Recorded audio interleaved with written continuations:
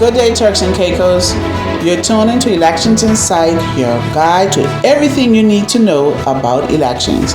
I'm your host, Movat Ingham, and today we are breaking down one of the most important steps in the election process.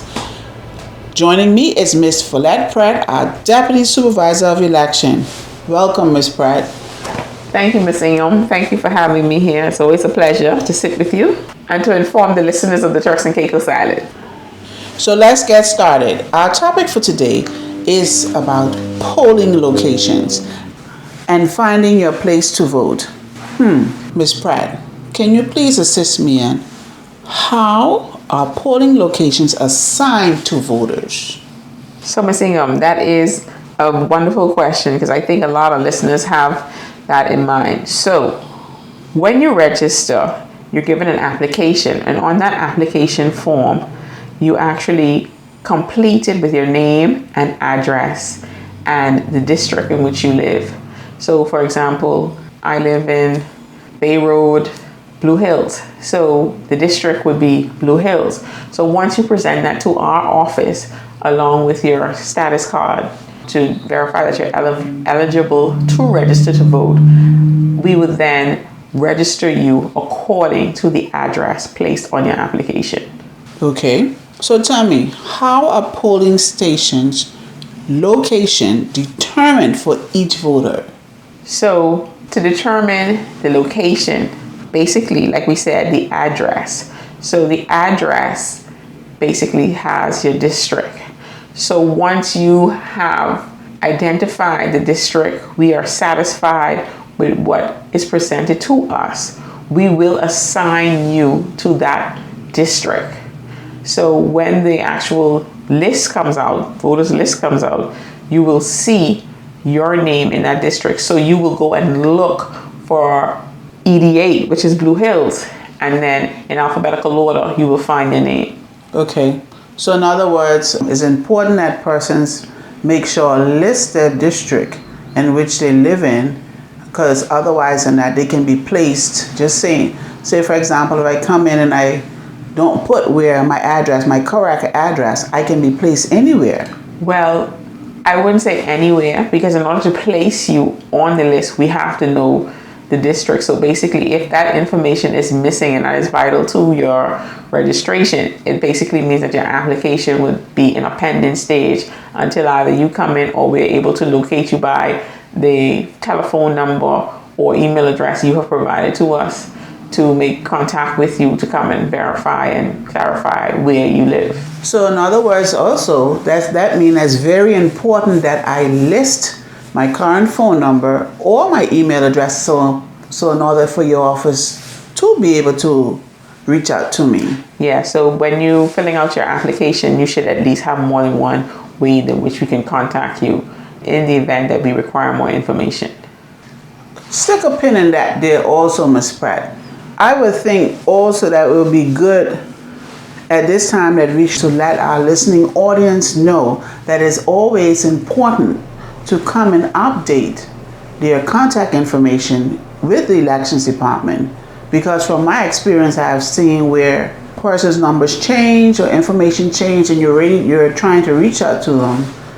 Well, basically what's supposed to happen, Ms. Ingham, is that if a voter has moved from one district to another and they've resided in another district for more than a 6-month period, they have until December 31st of that year to come to our office and complete the transfer forms and notify us with proof of change of address, probably a bill, a letter from your landlord or where you reside, an affidavit to support that you have actually changed resident. And once you've provided this proof and completed the form, then we can update your register with the new address or new district and where you currently reside. Thank you very much, Ms. Pratt. That was very good information. Ms. Pratt, is there any plans in the near future to make the registration process digital?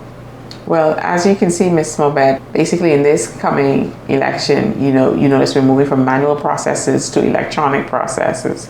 So this means that in the not so distant future, we will be moving eventually from a manual-based registration form to an electronic registration. So I would say just stay tuned to hear about all the changes and advances that we would make to improve our services. Thank you very much, Ms. Pratt. Ms. Pratt, what are the factors that is considered when assigning polling locations? Okay, so Ms. Ingham, to answer your question, polling locations are often public buildings and government buildings that are basically can be found in each district. So that's the first factor. So for every district, we prefer voters to vote in their district. So we would allocate or try to find a government building in each electoral district. Not only that, the building has to be fit for purpose. So oftentimes you would see there'll be a school or an auditorium or some government building. If we are unable to find a public building which can accommodate the voting public in an electoral district, we then would look to find a private building within an electoral district that is best suited to accommodate the voting public and the traffic on election day. So that's one of the major factors. Another factor we look at is also we assess the needs of the voting public. So as you know, some of our voters may have disabilities, or we may have to make reasonable adjustments to accommodate them to ensure that they're able to exercise their right to vote on election day. So for instance, some of the schools are much older schools. We have newer schools. They're not outfitted with ramps. We ensure that we have ramps at the entrance of the school, handicap parking, actual aids to assist them with getting in the building. Another factor is that, we have long lines at election day, and to speed up the process, we tend to utilize more than one room to accommodate voters to speed up the process, because the sun can be very hot and the conditions. Okay, this is an interesting one. Can a polling location run out of space or resources on election day? Well, back to what we were saying earlier, the space, we tend to find schools, and we know that voting population every 4 years can grow in certain districts. We know districts such as Richmond Hill and Cheshire Hall, which is ED7, and we know ED9, which is 5 Keys, are some of our largest districts which have the larger population. So in those districts where you find a larger voting population, we tend to have more than one polling station. And because of that, we're able to, I would say, divide or separate the traffic in those areas to make the process much smoother.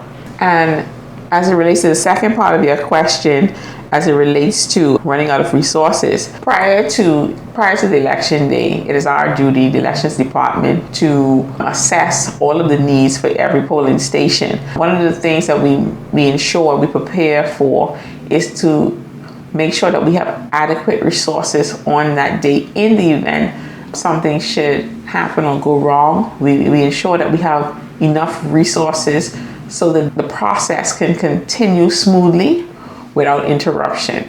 Okay. How can voters find out more about their specific polling location?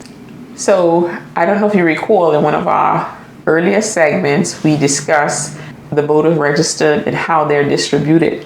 So if a person would like to find out where their specific polling station is located, we have designated areas. Like we said before, you can come to any of our offices, whether in Granta or Providenciales, or they can also visit their district commissioner's offices in South Caicos, North and Middle Caicos, Salt Key for the voters list.